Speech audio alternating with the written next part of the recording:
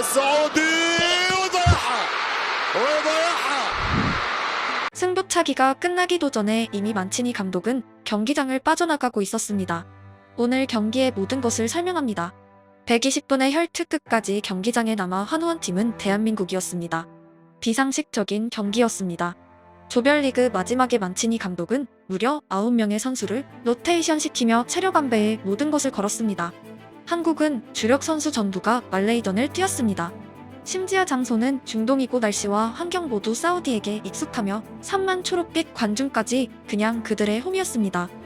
홈팀의 투혼이 빛을 발휘한 경기 통계는 굳이 언급 안 해도 대부분의 사람들이 알고 있습니다. 끝이 아니라 대회 준비 단계에서 이미 만치니 감독은 연장을 가정한 체력 훈련을 실시하고 있었습니다. 모든 정황상 논리적으로는 한국이 체력적으로 절대 유리해선 안 되는 경기였습니다. 하지만 축구는 가끔 논리를 압살하곤 합니다.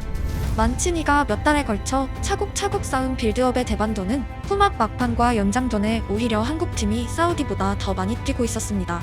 선수들은 필사적을 넘어 결사적으로 16강 경기에 임했습니다. 필사가 죽을 힘을 다한다는 의미라면 결사는 죽기를 각오한다라는 의미이고 비슷하지만 결이 완전히 다릅니다. 축구는 사람이 하는 종목임을 다시 한번 느낀 경기였고 117분가량에도 질주하던 선수는 그냥 오늘 경기에 목숨 걸고 나왔다는 총평 말곤 설명할 다른 말이 없습니다. 바로 어제 영상에서 말했던 서로를 잡아먹으려는 승부의 세계에서 누가 더 승리에 집착하는가란 질문에 대답은 절대적으로 한국이었습니다. 오늘 승리가 왜 클래식 한국 축구의 재림이자 강한 여운이 남았을까요? 예선에서 포백을 보호하는 수미의 역할에 의문이 제기되었던 말레이전 이후 정통 볼란치의 투입과 방향성은 필연이었습니다. 3실점의 책임론 그리고 변화 또한 당연한 수순이었습니다. 하지만 선발 라인업이 발표되고 3백이 확인되며 모든 사람을 놀라게 만들었습니다. 볼란치를 통한 수비 강화가 아니라 아예 센터백을 한 명 늘리는 파격적인 라인업이었습니다. 한국 대표는 올해도록 포백을 운영했고 벤투가 아이슬란드와의 평가전에 딱 한 번 3백을 썼을 때는 말 그대로 실험의 의미였습니다. 3명의 센터라인은 포백에 비해 윙백과 풀백의 공수 전개 방식과 부분 전술, 볼을 파이널 서드로 운반하는 메커니즘이 아예 다릅니다. 한국이 3백에서 포백으로 넘어오는 데는 한두 경기가 아니라 몇 년의 시간, 여러 명의 감독을 거치는 대장정이었습니다. 하루 만에 그것도 대회 중 선발 라인업의 3백 전환은 반전이었지만 공교롭게도 손흥민은 콘테 축구에서 이미 질리도록 경험해본 기억이 있습니다. 여기서 재밌는 지점이 발생했습니다. 상대는 3-5-1을 섰고 우리는 3-4-3의 라인을 형성했으며 두 대형 모두 우리에게 너무도 익숙한 형태입니다. 바로 월드컵을 포함해 히딩크가 한국 대표팀에서 사용한 포메이션이기 때문입니다. 22년의 시간이 지났는데 아시안컵 토너먼트에서 약팀을 상대할 때 히딩크 포메이션과 강팀을 상대할 때 히딩크 포메이션이 맞붙고 있는 대잡이었습니다. 뚜껑이 열리자 전반 중반까지 사우디가 7대3의 점유로 파상 공세를 펼쳤습니다. 아시아팀을 상대로 한국이 이렇게 철저하게 점유에 밀린 경기는 솔직히 마지막이 언제인지 기억도 나지 않고 과거 월드컵에서 강팀을 상대할 때의 전형적인 대표팀과 흡사했습니다. 사우디는 조별리그에서 만난 팀들과 아예 다른 레벨의 축구를 펼쳤고 만치니는 사우디의 세 개로 나눠진 그룹 간의 간격과 전진 방식의 마법을 부린 상태였습니다. 빌드업 과정에서 철저하게 트라이앵글을 만들던 형태는 과거 맨시티의 재림이었고 원래 개개인의 기술은 항상 뛰어났던 사우디 공격력엔 날개가 달려있었습니다. 한국의 급조된 3백은 상대를 막기에 급급했고 상대 윙백들이 거의 윙어처럼 우리 박스에서 활개칠 때 우리 윙백들은 그저 수비수의 역할에 집중할 수밖에 없었습니다. 후반 시작과 동시에 실점을 허용한 한국팀의 상황은 절망적이었습니다. 3백은 절대적으로 수비 강화에 목적을 둔 포메이션이었고 중동팀을 상대로 토너먼트에서 선취골을 뺏기면 후반전은 언제나 흡사한 흐름의 답답한 축구로 이어지곤 했습니다. 침대 축구라는 단어가 탄생한 최초 지점엔 결국 우리의 선제 실점이 있습니다.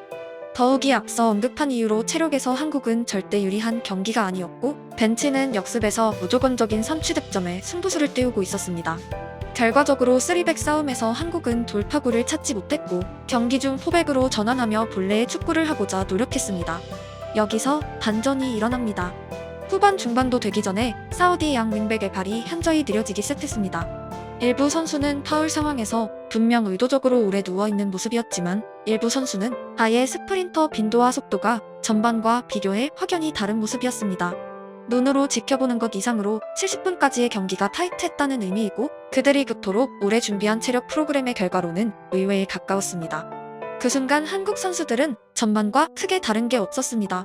지고 있는 팀이 필사적인 형태의 경기는 당연하지만 신체의 한계는 쉽게 극복되는 부분이 아닙니다. 평생의 꿈인 월드컵에 출전해서도 후반 막판엔 체력이 떨어져 허벅지를 부여잡는 선수들의 모습은 우리에게 흔한 장면들입니다. 만치니 감독은 매우 이른 시간템백으로 전환하며 본격적으로 한국의 시간이 시작되었습니다. 손흥민의 슈팅, 이강인의 왼발 컵백, 황희찬의 질주까지 새벽마다 우리를 흥분시킨 익숙한 장면들이 쏟아져 나왔습니다. 딱 하나 부족한 것은 득점이었습니다. 타들어갈 듯한 초조함 속에 1초 시간은 흐르고 경기 종료 직전이 될 때까지 한국의 파상 공격은 이어졌지만 득점이 터지지 않았습니다. 경기장에 한 명도 끝까지 포기하지 않고 죽을 힘을 다하며 달려도 터지지 않는 득점과 99분이란 절망적인 시간을 보며 솔직히 저는 이제 그만 괜찮다라는 마음을 품었습니다. 하지만 졌어도 정말 최선을 다했단 스스로의 다짐을 끝으로 경기를 마무리하려는 찰나의 극적인 동점골이 상대 골문을 가르고 있었습니다. 경기 초반 압도적인 상대 공세를 잇게 만든 한국팀의 총공격은 말 그대로 10번을 두드린 후에야 기어이 열렸습니다.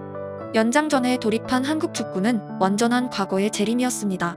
미국 월드컵에서 스페인, 독일이 후반전에 녹아있을 때 전반처럼 뛰어다니던 그 한국 대표팀이 카타르에 복사 붙여넣기 되어 있었습니다. 이번 대회 360분을 넘게 출전하고 있던 손흥민은 막판 상대의 공격에 좌측에서 대인 마크를 붙으며 필사적으로 수비하고 있었습니다. 그 순간에 손흥민은 PL 득점왕이 아니라 옛 어른들이 말씀하시던 그냥 태극 전사 그 자체였습니다. 왜 태극이란 단어와 전사라는 단어를 함께 쓰는지 꼬맹이 시절엔 솔직히 이해가 되지 않았습니다. 그냥 오늘 적진에서 3만 사우디 팬들 앞에서 미친듯이 뛰고 또 뛰고 있는 그 선수들은 분명히 전사가 맞았습니다. 세상은 꼭 더 노력한 사람이 성취하는 것은 아닙니다. 공평이란 단어는 안타깝게도 현실에서 당연하지만은 않은 것을 우리는 잘 알고 있습니다. 오늘만큼은 상대보다 몇 걸음은 더 뛰던 한국이 승리하길 경기 시작 전보다 더 간절한 마음으로 승부차기를 지켜봤습니다. 그 순간 조현우가 날아올랐습니다. 한 번이 아니라 두 번이었습니다. 120분간 모든 걸 쏟은 대표팀 선수들은 서로를 끌어안고 환호하고 있었습니다. 월드컵 8강의 스페인전 승부차기와 아시안컵은 물론 비교할 순 없습니다. 하지만 2002년 스페인전 선수들의 땀방울과 오늘 선수들의 땀방울은 다른 물질일까요? 누군가의 노력과 성취는 장소를 막론하고 존중보다 마땅합니다. 치열한 승부의 세계를 왜 스스로 선택하고 그렇게 피발리며 살아가는지 바로 그 순간을 위해서입니다. 죽을 힘을 다한 경기에서 느끼는 승리감에 모든 것이 있습니다.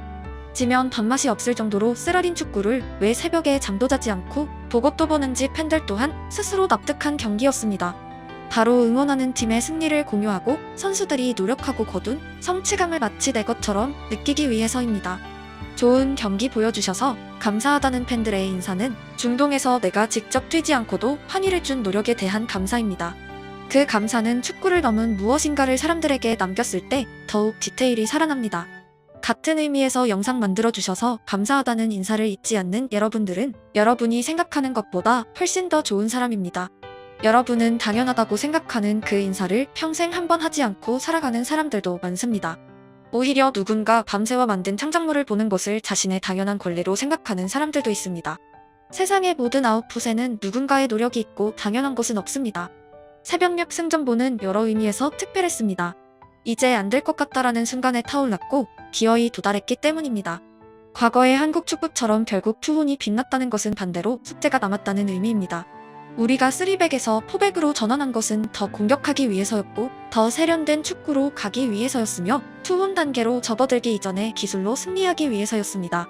돌고 돌아 다시 투혼을 발휘한 대표팀은 오늘은 그저 승리를 만끽하고 최대한 포만감을 안고 잠들길 바랍니다. 살다 보면 종료 휘슬 직전의 순간들이 있습니다. 그 순간 이만하면 됐다는 감정, 끝까지 버틴다는 감정, 지면 어쩌지란 감정, 빨리 휘슬 불어라는 감정, 5만 가지 감정들이 있습니다. 다음 저의 도전의 순간에 한 걸음 더 뛸 수 있는 동기를 심어준 한국 축구의 국가대표 선수들 감사합니다.